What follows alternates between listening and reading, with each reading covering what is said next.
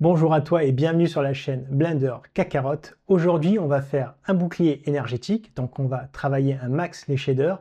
En plus, on va gérer les impacts sur le bouclier, tout ça en procédural. J'espère que t'es chaud, t'es super chaud, t'es chaud patate, t'es chaud merguez. C'est parti!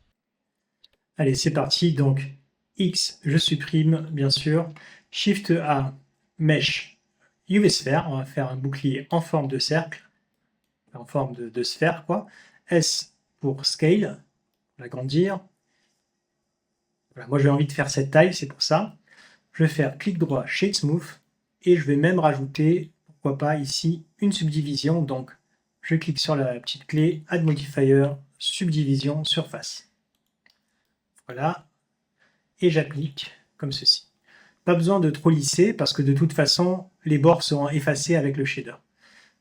Je me lance ici, on passe en Shader Editor, comme ça. On se met en mode Render en haut, New pour un nouveau shader.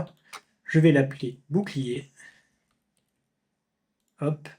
Je supprime le principal BSDF et on repart sur quelque chose de nouveau. Alors, on va faire Shift A Voronoi. Voronoi texture ici. Shift A Color Ramp. Alors, si tu veux changer le style ensuite de ta sphère, c'est vraiment en jouant sur les paramètres du Voronoi. Tu peux mettre la distance, par exemple. Il y a plein de trucs à faire. Joue sur les paramètres. Donc moi, je clique sur Voronoi, CTRL-T pour faire apparaître les textures coordinates et le mapping. Si tu ne peux pas faire ça avec CTRL-T, Edit, Preferences, Add-on, et tu viens taper Node Wrangler. Tu as juste à le cocher et c'est good. Donc, ici, on va coller Object sur Vector, de Texture Coordinate à Mapping, et je vais augmenter le scale. Moi, je vais mettre au moins 50, on va voir. C'est très bien. Moi, je mets 50. Encore une fois, c'est toi et tes goûts. Ok. Super, super. Ça, je laisse comme ça. On l'utilisera pour découper la sphère par la suite. D'abord, on va faire Shift D sur Texture Coordinate en haut. On va faire Shift A, Separate XYZ. Pourquoi je veux séparer? J'ai envie de garder le Z parce que je veux retirer la partie basse de la sphère. Et c'est sur l'angle des Z, quoi. Sur l'axe, pardon, des Z. Donc je prends Object, je l'amène sur Vector. Je duplique avec Shift D le color ramp ici et je prends le Z comme ça. Je vais additionner les deux. Donc je vais faire Shift A Math, comme ça, et je vais additionner en haut donc celui-là et en bas le Voronoi. Comme ça. Et là on voit que c'est plus dense en haut qu'en bas. Voilà. Là il y a le bas qui est blanc. D'accord? Donc je mets du blanc ici et à gauche et le noir qui rejoint comme ça. C'est parce que tout à la fin ici, ma couleur, il y a noir et blanc. Alors je vais tirer un petit peu le blanc comme ça, je vais faire plus, et tout à la fin, je vais mettre du noir, ce qui va basculer tout en noir en bas. Vous voyez, ça c'est la couleur du bas. Je ne vais pas mettre rouge, je vais mettre noir, on a dit. Voilà, pourquoi? Parce que le noir en alpha, ça disparaît, et après, on va le faire disparaître. Voilà, donc maintenant, on va rajouter un layer weight. Donc je prends ici le add, je vais faire Shift D ici, je vais le multiplier avec un layer weight, donc Shift A, layer weight, pour jouer avec la densité de mon Voronoi ici. Donc je prends le facing, je le mets en haut. Là je suis sur Add, je vais passer en Smooth Maximum pour que ce soit une transition assez légère. Et là, comme tu peux le voir en haut, là, autour c'est noir. Tu vois? Donc autour c'est du vide. Donc là on peut jouer, si j'augmente, tu vois, ça réduit. Si je joue avec le blend. On va laisser 0,5.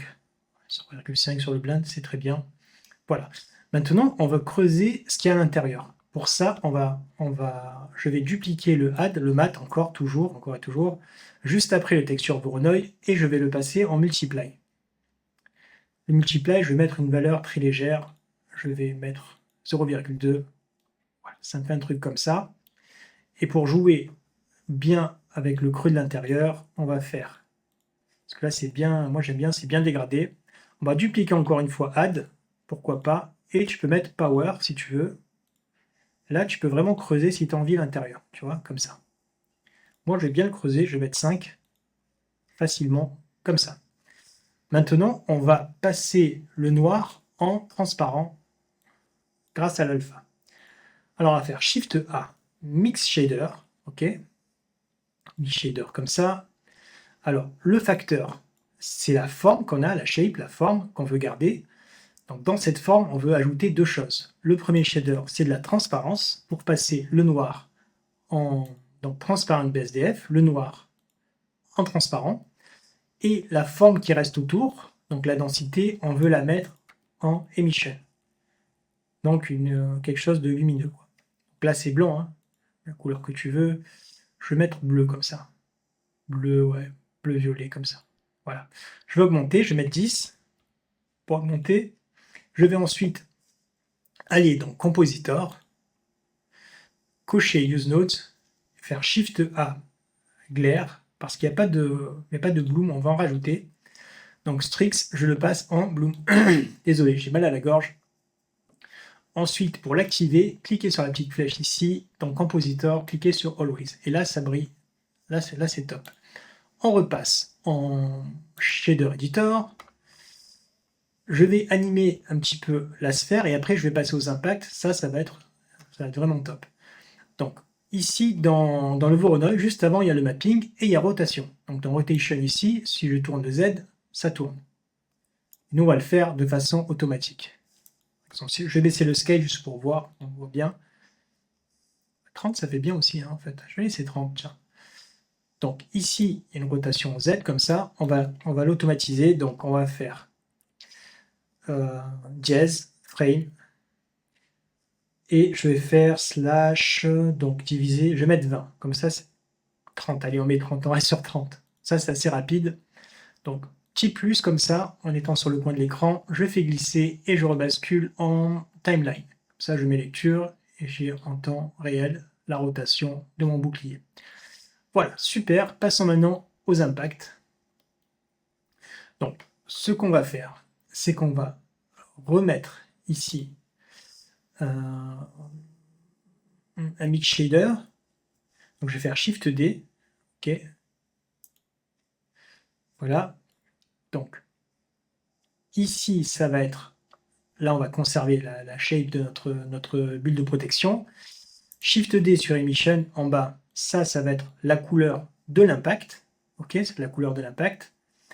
Là, je mets mute, je l'enlève, mais ça va être la couleur de l'impact. Ensuite, le facteur, ça va être la forme de mon impact. Impact que je vais créer tout de suite. Donc Shift A, Color Ramp. Ok, hop. Je viens la coller sur le facteur. Alors moi, je vais supprimer comme ça. Je passe en noir, et en noir, je vais en mettre 6. Donc je fais plus 2, 3, 4, 5, 6. C'est mon style, hein, tu fais ce que tu veux. Et je viens les regrouper comme ça. Comme ça, 3 et 3. Ça va être la forme des vagues de l'impact, pour moi.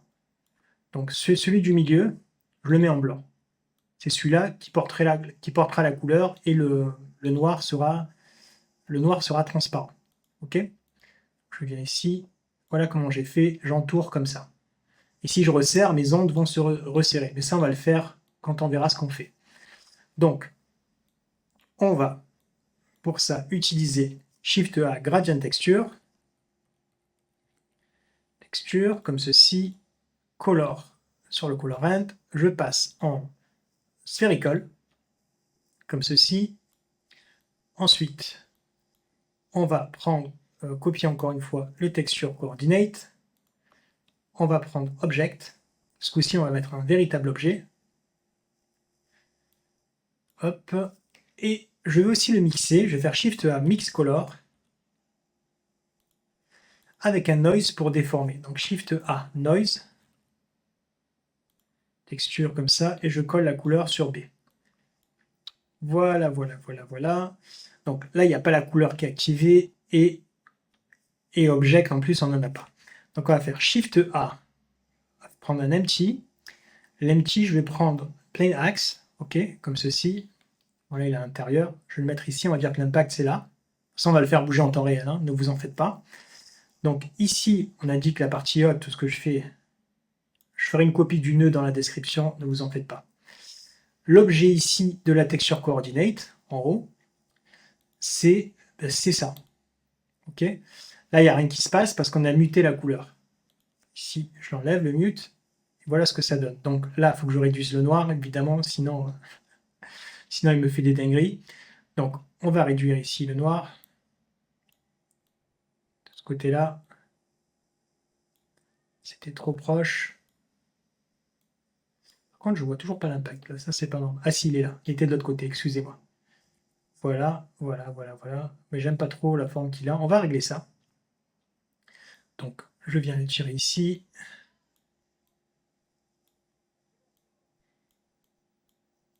Voilà, voilà.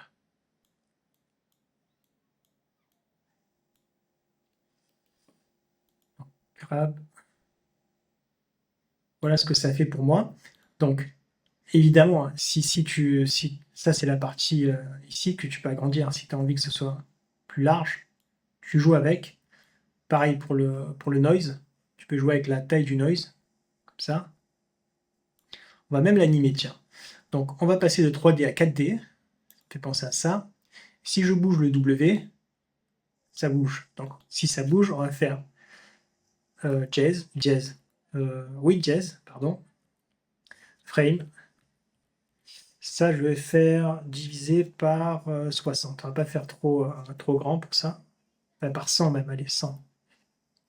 Voilà, donc là, voilà ce que ça fait. Si je déplace mon impact, boum.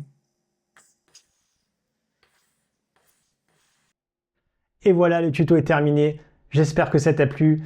Abonne-toi, mets un like, partage la vidéo, soutiens la chaîne en tout cas. Et je te dis à très vite pour des nouveaux tutos en français. Bye bye.